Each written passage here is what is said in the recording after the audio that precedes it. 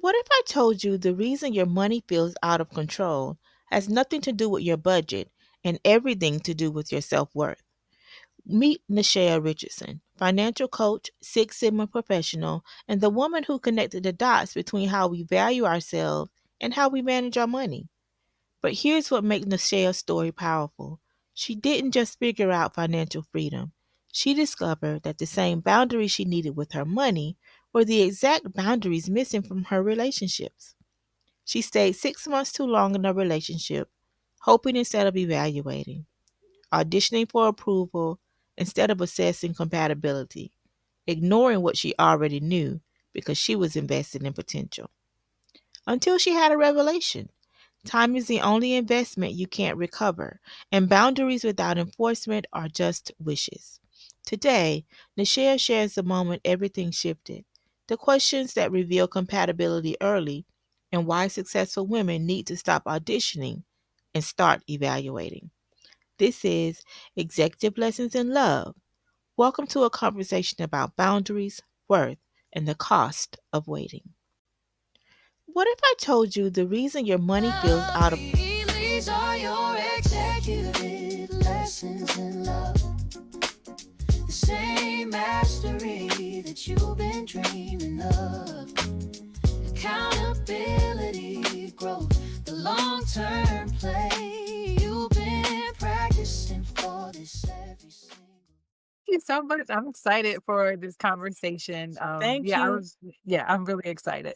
I'm excited. I am so excited. Thank you. Thank you so much for your yes. You were one of the first people that came to mind when I had this idea about talking to successful women and extracting the lessons from how they became successful in business and life and their careers, figuring out how we can pull some of those lessons and see how they apply to love. Because I really, really and truly believe that love is business. And a lot of times I see women who are so successful in other areas of their lives struggle here. And I think it's because we've been conditioned to think that the things that make us successful in business and our careers don't necessarily translate or transfer. Those skills aren't transferable to love. And I beg to differ. So I spoke with the owner of Swagger Media, and she was excited. We have another um project that's coming down the pipeline, so this is kind of a segue into that. And I was prayerful who I wanted to bring on, the types of women, and I'm going to have some men as well. I'm trying to get Honey to come on, we'll see. But I was really prayerful about the types of people that I had to come on. I didn't want anyone whose heart had been so hardened by love that they were done, just done. I didn't want anybody that thought that there was pee in the dating pool, although, that's kind of still up for debate. But I didn't want anyone who had been so heartbroken that it would be hard to extract the lessons. And I went into prayer, and you were top 5 of the people that came up for me. And when I tell you, I was scared to even send out the emails. So I'm like, these women are gonna think I'm crazy. What do you mean extracting business lessons for love from business? But the response that I have gotten has just been overwhelmingly positive. And every person that God told me to ask, their answer was immediately yes. I've only gotten one no, and that was someone that I wanted. It wasn't even someone that God told me so. I'm so excited that you're here, and I'm excited for your yes. I'm going to jump right in. So I want to talk Okay. about this multi-year contract. So you were Mhm. considering not doing business anymore, then you got an email for a multi-year contract. That's divine timing, right? Yeah. So as someone who coaches on financial decisions, were you about to quit because of money, stress, burnout, or was it something else entirely? All of the above, girl. I was like, I I was, understand. yeah, I was like, look, I don't know what when the success is supposed to happen, but this is exhausting, right? Because I was showing up online, trying to have conversations, network, and do all the things, and it was all very new for me. So I was learning as I was growing, which most women or business owners are, but it just felt like I was just kept hitting a brick wall, and I'm like, look, I done put so much money into this, working with coaches and just different people trying to help me get to be successful. And I was putting a lot of my personal money into it so that I can, invest and grow the business. And I'm like, look, I can't keep investing in a hobby. Like I need to generate some revenue or some income or this gotta go. Like this is another bill and it ain't working. But yeah, I was really at that breaking point where I was like, maybe I just don't need to do this. It's okay. Like it's all right if I just stop and quit. And yeah, and like right at that time I got that email and I was like, oh my God. Yes. And you are preaching to the choir because when I tell you this project and the collaboration that I have with Swagger Media, I had a come to Jesus. I had a talk with Jesus. And I reminded him about some of the things that he promised me. And I'm like, okay, I'm going to go. And I had to be honest with myself. And maybe this is something that you can relate to too. I had to be honest with myself that I was not going all in. Mm, I would go all in for a couple of months and then I might not do anything for a couple of months and then I come back. And I realized that every time I take that time off and I come back, I'm kind of starting over, but it's easy to get disillusioned because we're seeing people who look like seemingly they're having this success and we don't see the sleepless nights. We don't see the, begging Peter to pay Paul. We don't see any of that. But it's easy to get disillusioned and you get to a point where it's like, okay, if I'm not making any money with this, then it's time to pivot to something else. And you're right, you don't want to have an expensive hobby or you're not getting any return on the investment. Because when you're talking about business and marketing yourselves and going out to networking events and social media is a whole other thing because you gotta dance in TikToks and you gotta post. I mean, it's just a lot. It's a lot. And I understand getting to that point where you're like, okay, I'm about to throw in the towel. I had a conversation with Honey. I was like, listen, I gave a hard stop date. And I'm like, if I'm not seeing anything by this date, I'm out and I'll be, I will be B Smith doing lifestyle content and that kind of stuff because it's mm, so easy to get disillusioned. So I definitely understand how you got there, but that was just the time when that contract came through. And like I said, that's definitely divine timing. And I think that sometimes it takes us getting that to the end of our rope. You've done all that you can do, and then that's when that opportunity comes in. So that's mm. amazing. I'm glad that you stuck with it. Well, I am too, because now things are like flowing. And I'm like, "Oh, okay. Had I given up, I wouldn't have known what it looks like on, the other On side." the other side. And one of the things that I've learned too, just recently with this collaboration, is that sometimes we're just not, it's not even our content, it's not our expertise. It's just that you're not in front of the right audience. Mhm. As much as you try to curate your following and your social media, your Facebook feed and all of that, sometimes you're just not in front of the right audience. And that collaboration with some other community that has your audience is within their audience. Sometimes that's just the thing that you need so that you can get to that next level. Yeah. So you started to host wellness parties at your apartment, and you said your boyfriend at the time got an attitude about it. So tell me about walk me through that as a financial coach who runs a successful business. Looking back, was he mad about the parties or was he mad about your success? I don't know, to be honest with you. I think it was I don't know, it may have been a combination of both, but, in the beginning, very supportive, "What you need, just let me know, whatever." And then after, I did a couple of parties at the house, I noticed, like, then the attitude came, like, "Oh, well, you didn't tell me you were gonna have a party." And it's like, "Well, yes, I did. You either didn't listen or I don't know. Whatever happened, there was some, but So then I started feeling like, it discouraged me because now I'm like, all right, I don't have his support the way that I thought I was going to have it because I see now things have shifted for whatever reason. And to be honest with you, I wasn't successful. Like I was doing it, doing the work. I was inviting people over to the house and trying to sell the products, but I wasn't making any money. So I don't know if it was just, and also I didn't really communicate that with him either. So he didn't know if I was actually making money either way, but I was still showing up and trying to get customers. There was a shift that I noticed at that time, and I was like, well, what is that about? But it also was discouraging because now it's like, well, I don't have my partner's support because clearly something is off. He's not feeling it anymore.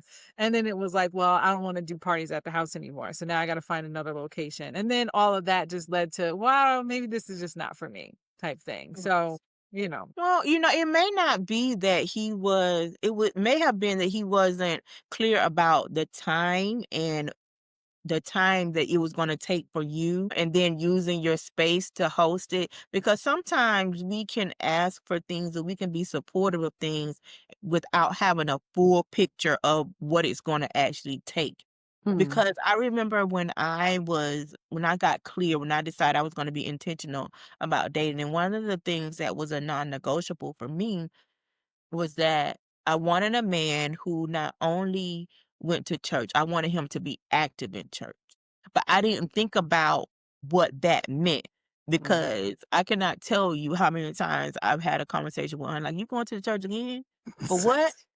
Like, that could be an email, and then you realizing, like, okay, he's active in church, that means that he's not gonna be able to worship with you. And I was like, wow, that's the trade-off. And so Yeah. sometimes I think that it's not so much that they don't want to be supportive, is that they don't understand the time that it takes, or what all is going to entail, especially someone who's not an entrepreneur. You go to work and you work 9 to 5, when you off, you're off.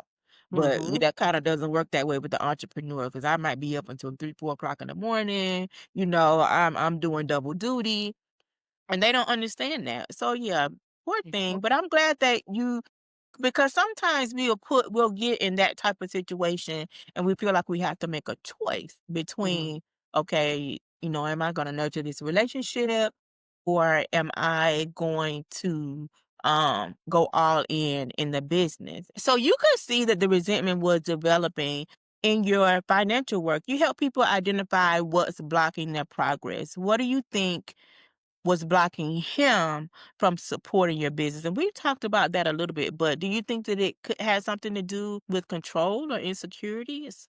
Something else? I think he wanted to do something of his own, and like, he would Ah, dabble in it, and I was all for it, like, "Go and do it," but it was like, it's like that perfectionism, it's like, I want it to be perfect before I do this thing, and I'm like, "Just do the thing because I think it's great." Now, I wasn't an expert in that field, but what he was doing, he's very creative, he was able to tap into something he really enjoyed, and he would spend hours on doing it, but it was like, he wouldn't really, like, pursue it or push, for it to be successful. So I think maybe it was just a combination of that, like, because later on there was like a comment like, oh, when I was trying to do my thing, you didn't really support me. And I was like, well, that's not true. But okay, that's your perspective. I can't take that from you. That's your experience.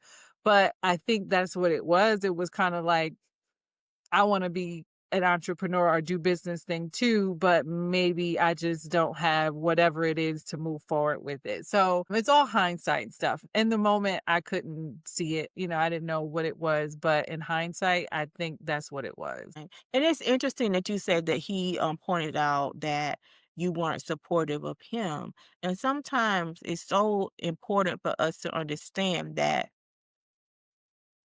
the way that someone, we can't necessarily say they're not supporting us. It just may be that they're not supporting us the way that we want them to support us.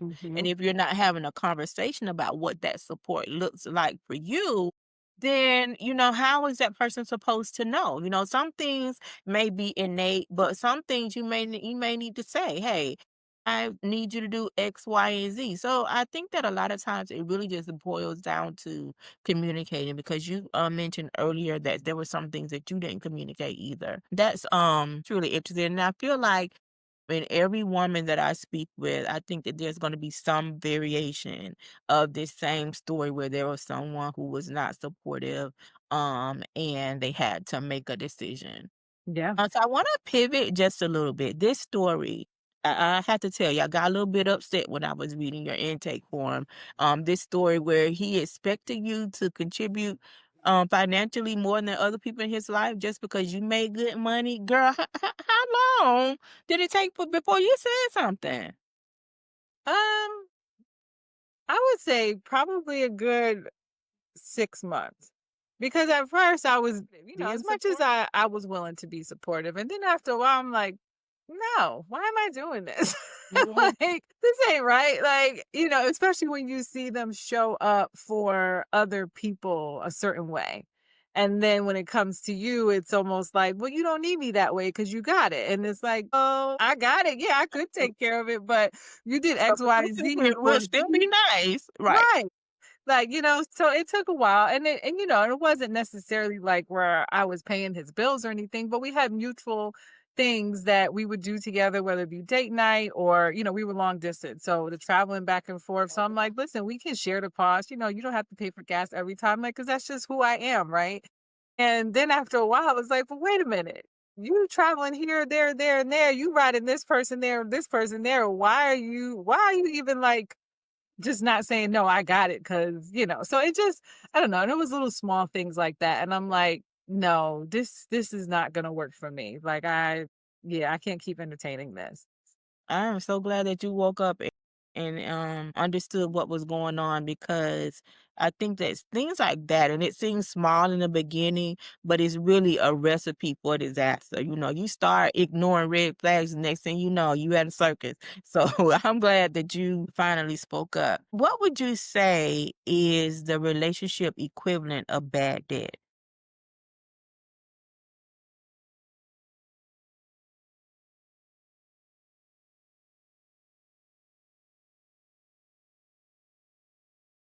Mm. I wasn't ready for this question. Okay, the relationship equivalent of bad debt would be like, um, bringing baggage into the relationship, or bringing exes or your past or something into the relationship and thinking that your person is just supposed to be okay with all of it and just take it just because this is who I am, love me for who I am. Nah, you, you need to clear that Yeah, up. you just Like, deal with that on your own before you start yeah. inviting somebody else into it. Yeah, I absolutely agree. What would you say the most expensive mistake you've ever made in love? Was it a time, energy, or money? I guess it would be time, because had I not stayed so long, other things wouldn't have cost me. It wouldn't have cost me other things. So I would say time, because it's like, well, this could have been over after like 2 months. Like, I already saw this wasn't what I was hoping, and saw potential, and we gonna work it out, and then it's like you look back and it's like, girl, you knew better. Why did you pursue it? Or why did you keep it going? So it's like not everyone is meant to be your partner. They could be a friend or an associate or just someone that you met that you thought was cool. You had great conversation and didn't go anywhere. So yes, I would say time. I would absolutely agree with the time because when I think about because that's that only resource that you can't recoup. Once I've given you my time, and that's it. And I think about a relationship where I really pour a lot of myself. At that time, I feel like I was kind of almost auditioning to be his woman or be his wife. I'm just showing him how good of a woman I was. And he would never even give me the title of girlfriend Mm. because he didn't wanna date a woman that had children, but he was willing to invest time, or I think that he was kind of biding his time until he met his ideal woman, and then he would just throw me away. But I think about that often, and I always say that the best relationship advice I've ever gotten, I got it by mistake. I was at my grandmother's house, and I was eating dinner. She had invited me over to eat dinner. And I was in the kitchen eating dinner, and her and my granddad were in the living room. And my granddad said that he was moving out. He said he was moving out, and my grandma was like, "Okay, you can move out, but you still gonna pay these bills." And my granddad was like, "What? I move out and I still gotta pay the bills?" And my grandmother was like, "Yes." She was like, "You think you gonna use up my young years, and now I'm an old woman, and I can't get another man, and you think you gonna move out and leave me with these bills?" Well, he never moved out, but I was sitting there thinking like, "Dang, grandma, not your young years, like, you know, that she said something when she said that because it's like, don't invest your time somewhere where you're not getting a return on that investment because you can't get that time back. Once it's gone, it's gone." Mhm. Yep.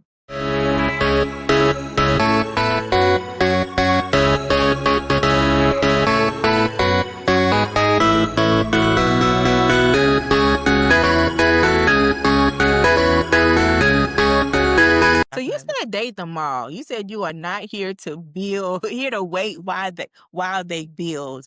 There is a stigma in the Christian community, especially for women, about dating different people or dating more than one person at the same time. It's almost as if we're supposed to just know this person is the one. But I love this energy. Date them all. What made you come to that conclusion? After ending my last relationship, it's like, because I was that person. I am a serial monogamist. When I find somebody I like, I'm attached, right? Like, it doesn't matter, like, I like you and now I'm gonna pursue this. So it's like, this is the new me, like as of like a month ago, right? Like, okay, I realized that, I really focus on one person at a time, and it hasn't really given me the opportunity to really see who I really like, see what things I don't like. What can I compare? Oh, this guy does this, but this guy does that. Oh, I really feel safe with him. With him, he just is fun, and I haven't done that. So now I'm like, okay, I have to think about and do this differently so that I can really experience what it feels like to date them all and have fun and not just attached to a person and be like, okay, this is going to be the long term thing, because then that's where the time comes in. That's where I'm spending time on people or relationships and it could have ended after 2 months. So that is my new philosophy on it. And again, it doesn't mean that you're being intimate with them. I'm just here to just see who I like and who makes the cut and go from there. Right. I think that we have a generation of women now who were told when they were younger that, you don't have a boyfriend, your boyfriend is your book. And it was almost as if once we got that degree, that we were somehow going to be bestowed with this relationship wisdom that only comes through trial and error and Mhm. dating different people. And I remember having a conversation with a friend of mine, and I wasn't in a committed relationship at the time, and it was my birthday, and I was dating several people, and they all wanted to take me out that day. So I had a breakfast date, I had a brunch date, I had a lunch date, I had and she was like, "Oh my God." And it was the way she didn't say what she was thinking, but I could hear what she was thinking. And I had to tell her, just because I'm dating different people, that doesn't mean that I'm sleeping with them all, and if I am, that's kind of my business. Yeah, me too. But I don't understand this stigma that, especially for women, that, you know, you need to just be some delicate flower waiting to be chosen. No, I get to choose too, because everybody Mhm. that chooses me, I might not wanna.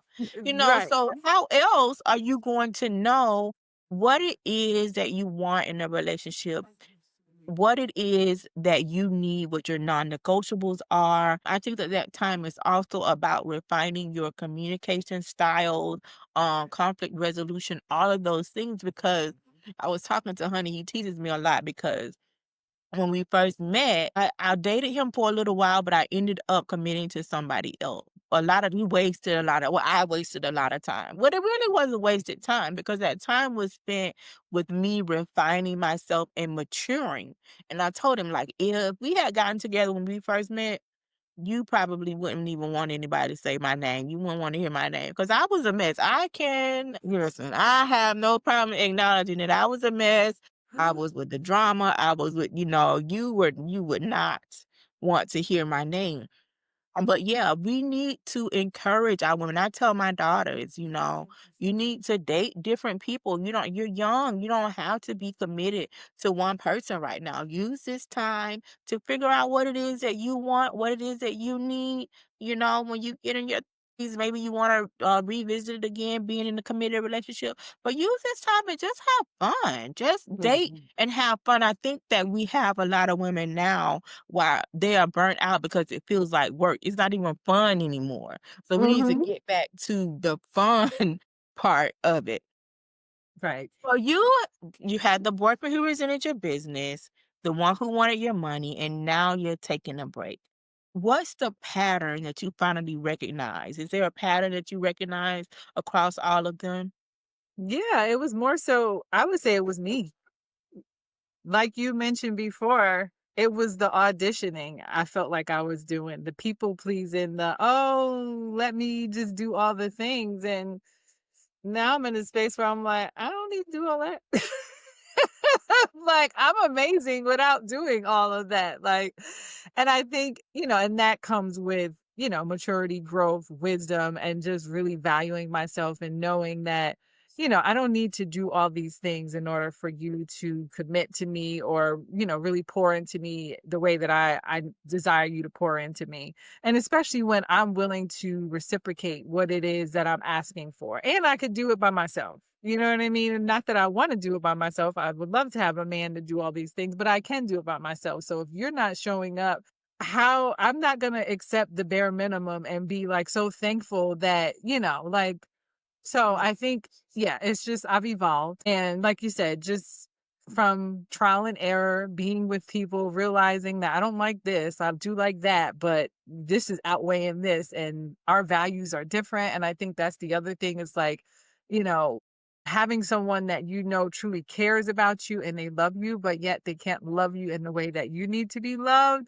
is like, oh, this is very confusing, but I gotta figure this out and focus on what it is that I need, and I'm not getting what I need, so I need to remove myself because we're not aligned, our values are different, and yeah, I gotta let it go. So yeah. Yeah, I think that for me, at least, I can say that in that instance where I was kind of auditioning, he wasn't unclear about who I was and what I brought to his life. He knew, but Mhm. I think that he was banking on me not knowing. I, Mm. I mean, he knew that, and there's no wrong. I don't think that there is anything wrong with whatever it is that you desire in a mate. Yeah. If you don't want to date anybody that has kids, there's absolutely nothing wrong with that. But don't entertain anybody that has kids. Don't even waste her time. That's where the lack of integrity comes in for me. But I know that rarely I've come across a man who didn't know that the woman before them was a good woman. And although she may not have been the woman for him, she was a good woman. But, I think that a lot of times they like to just kind of hold on just in case nobody else, how we can draw parallels from, I think that if you got a group of 10 women together, then we will be able to draw parallels between our stories. Mhm. So you're Six Sigma certified. And so my understanding of that is that it's about eliminating waste and improving processes. So looking back at your dating life, what was the biggest waste you had to eliminate? The biggest ways. I don't know.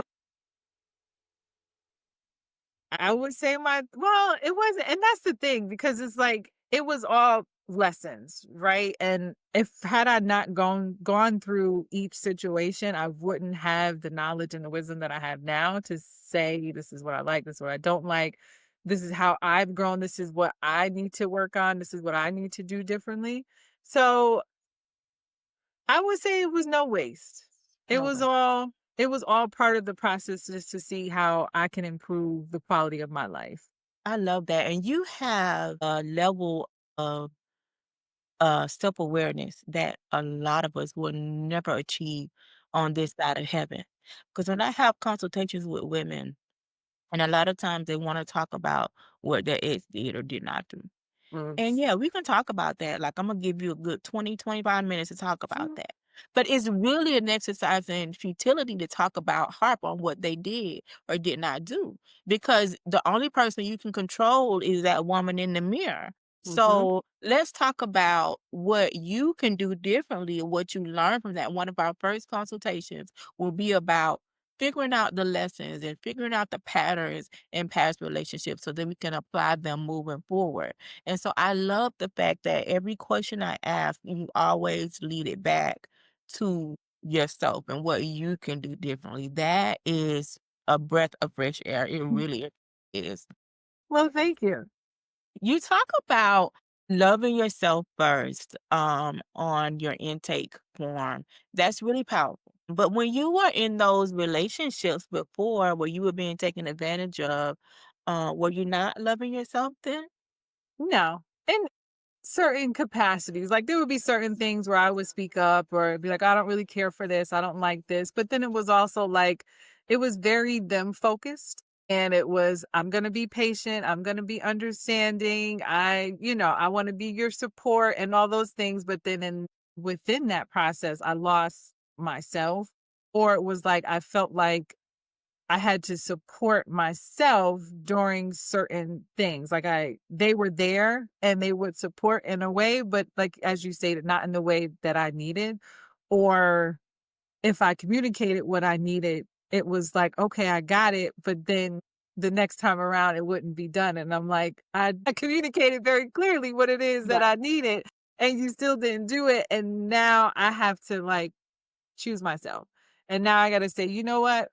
I've communicated enough in multiple ways that I feel like you should have received it, and now that I'm not getting what it is that I said I needed, then I have to step away. Yeah, so I would say that I love myself, but not in the way that I should have the whole time. So what I'm hearing is that, and this is a running theme for women too, is that it sounds like maybe you thought on some level that love meant sacrifice. Mhm. Yeah. Yes. And Absolutely. I think that's kind of ingrained in us even from childhood that, love meant sacrifice, especially on the part of women. It meant putting your feelings on the back burner. It meant putting Mhm. your goals and aspirations on the back burner so that you can support the family or support your man. And I love that we are getting to the point where we're like, wait a minute, I got needs too. And I want to make sure that my needs are being taken care of as well. So you teach about emotional spending when people spend based on feelings and not logic. Have you Mhm. ever done emotional dating? Of course.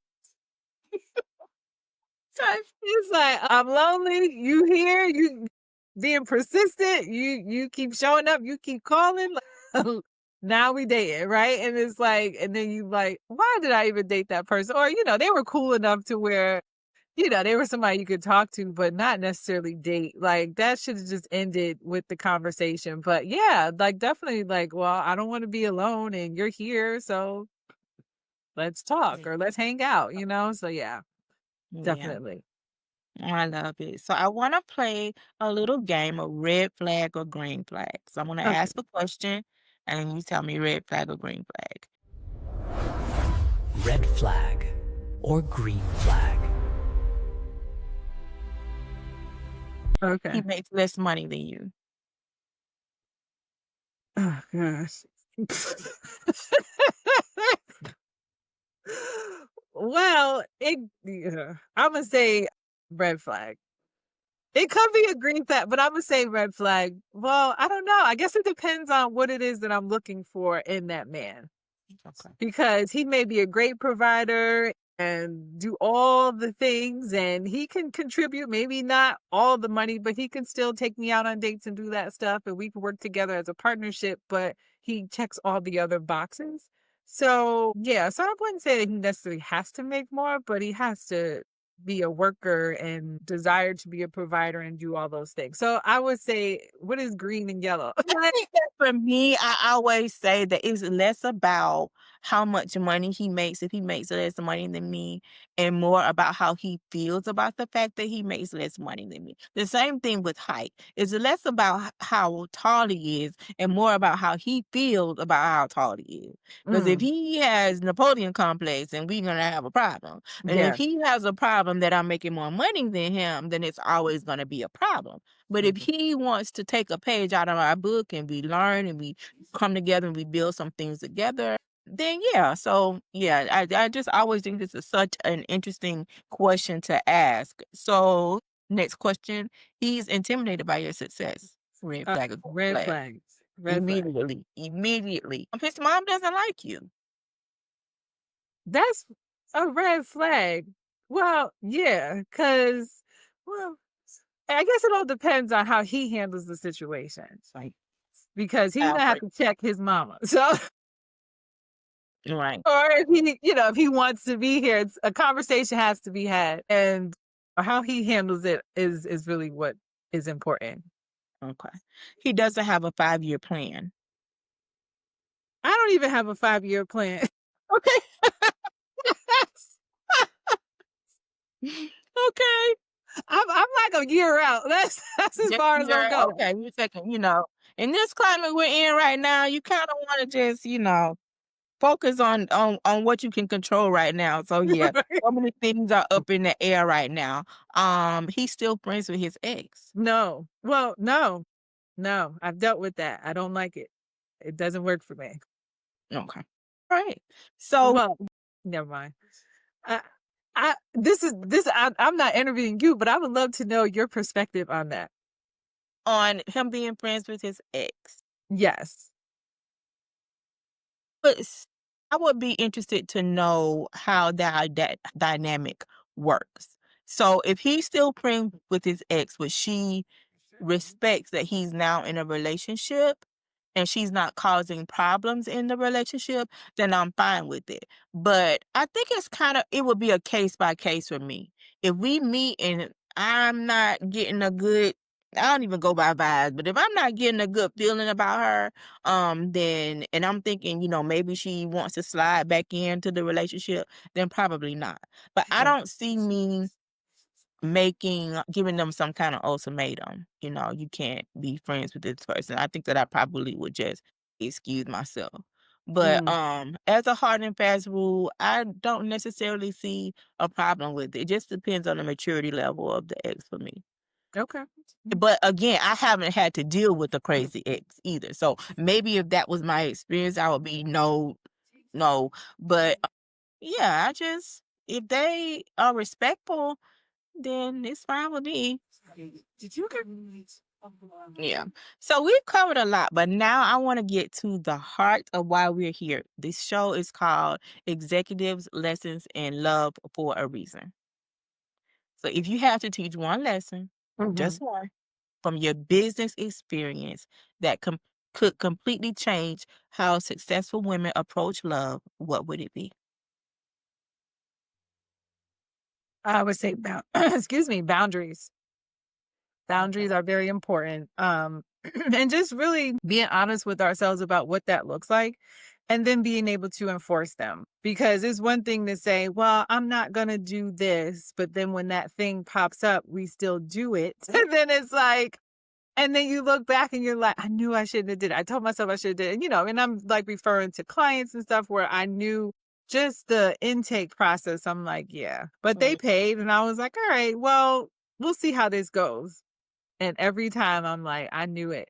I knew it. I knew it. I I've knew had it. those too, and it's like, you know what? I got to the point where that's why I don't think that it's smart to start a business when you really need the money because you're gonna Mhm. take whatever comes. But I got to the point I was like, you know what? I will refund somebody's money so quick. Like, you know what? I already see this is gonna be a problem. I'm not gonna be able to help you. I wish you well on your journey. But yeah, I definitely understand that. So boundaries, um, deciding what those are and making sure that you are enforcing them. So Yes. last thing, you're a financial coach who helps women get their money right. What's the connection between getting your money right and getting your relationship right? I would say it all goes back to self worth. how we value ourselves, because there's such a huge correlation between the two. And I can also speak from experience with myself, like when I really just did not know who I was and what that looked like. I was maxing out credit cards and taking out personal loans and buying vehicles that I couldn't afford just so I can look good. Like it was all, just to look good on the outside, but the inside, just was not, in a great space. And it kept showing up in my finances. And it wasn't until I was like, I don't want to live like this anymore. Like, I don't want this quality of life. That's when I started to change everything. And I think it really shows up in that way for most people. It's like if you feel really good about yourself, you're not gonna go max out your card because you had a bad day. No, you might go buy a more expensive meal, or you might buy yourself a shirt, but you're not gonna go blow the whole thing, right? So it's like just really, and then also you have different mechanisms to like bring yourself back centered and like tap into. You going to therapy, you have your friends, you have your time you're doing by yourself, and you're comfortable in your skin to be like, I don't need to do that to get through this. But yeah, I would say your self-worth and your net worth, there's a huge correlation between the two. I love that. I always say that relationships are just mirrors. Like, the person that you choose to be in a relationship with is mirroring those things that we kind of keep in the shadows sometimes that need to be Mhm. worked on. And so you would say that your relationship with money is a mirror as well of those things that we need to work on. I love that. That Yes. is beautiful. So Nashaya, this has been an amazing conversation. Again, thank you for coming on. Please tell the people how we can find you on social media. What do you have coming up? Let us know how to find you. Yeah, so I'm on Facebook, LinkedIn by Nishaea Richardson, my first and last name. You can find me on IG, but I'm not very active on there. If you type in Nishaea, you'll find me Nishaea underscore financial underscore coach. But yeah, so right now I'm doing a lot of wellness workshops for different organizations and not really focusing so much on one-to-one coaching unless, it is a perfect fit. Otherwise, really putting my time and energy into financial wellness workshops for different organizations. So, if someone has a community of women that they work with and they're looking to bring someone and talk about finances, then definitely reach out to me. Or even if they want to bring someone in for their employer or their program, that would be the thing that I would be more than happy to do, because I find that it's very important that we're doing this work in community, because so many of us are working on this by ourselves and we think we're the only one that has debt, so on and so forth. There is just so much power that happens when we go through this journey as a community, as a group, as all the things, right? So yeah, that's how people can find me, and that's what I have going on right now. All right, I love it. So, ladies, if you need to find out how to have more play money and you can never have enough play money, please follow Nishaea on all social media platforms. If you are in charge of an organization that needs to bring in a financial wellness coach, please get in touch with her. And again, Nishaea, thank you so much for your yes.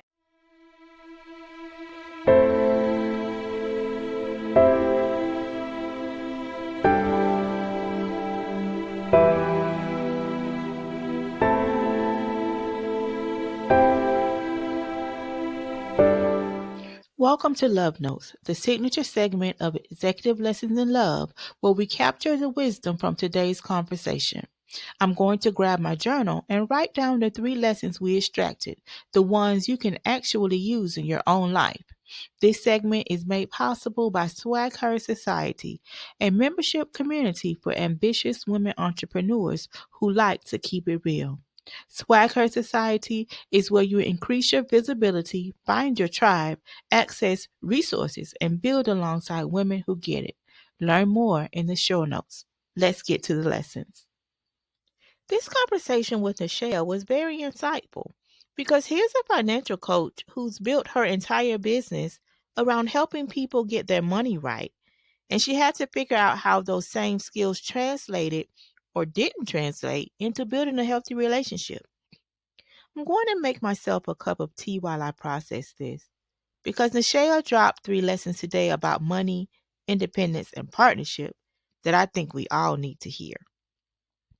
Nishaea taught us three lessons about love that have nothing to do with budgets and everything to do with how you value yourself.